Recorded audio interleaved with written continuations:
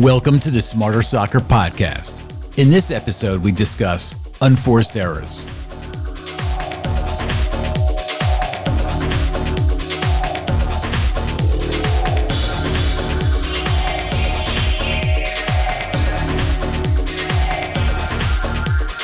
For soccer players who aspire to be the smartest competitors on the field, eliminating unforced errors is a key metric that will make a significant impact on your performance. What do we mean by unforced errors? Well, you may have heard of the term unforced error if you play tennis, but most soccer players are unfamiliar with the concept. Let's change that. In tennis, an unforced error is when you lose a point by making a mistake in a situation where you should be in full command of your performance. Some examples in tennis are hitting the ball out of play, double faulting on your serve, or hitting the ball into the net. Baseball also accounts for errors during gameplay, such as when a player makes a mistake that should have been a routine play, like an infielder allowing a ground ball to go right through their legs.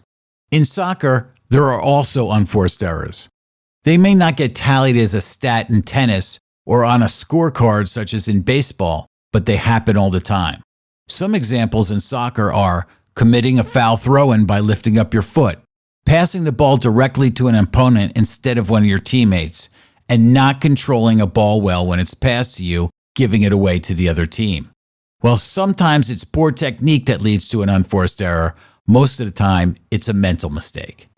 In soccer, as well as other sports, mental mistakes are deadly. When teams are evenly matched in competitive games, it's often one bad mental error that's the difference between winning and losing.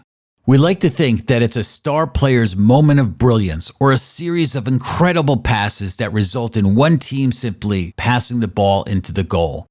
But the reality is that it's often an unforced error by a single player that causes a team to lose. Don't let that be you. Being conscious of unforced errors is your first step in reducing them in games. And being conscious means thinking about what you're doing on the field in the present moment.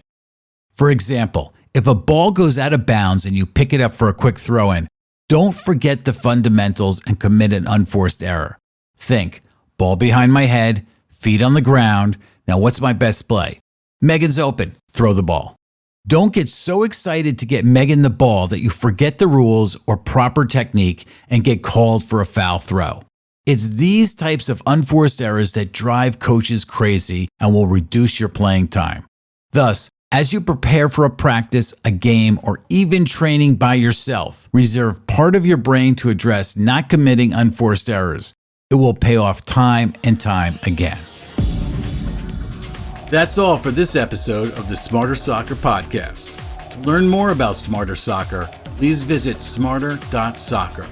While you're browsing our Soccer Hacks blog or downloading our free resources, make sure you sign up for our newsletter and follow us on Twitter or Instagram at @smarter_soccer for both platforms. If you have any comments, feedback, or suggestions for a future episode, please drop us an email, comments@smarter.soccer.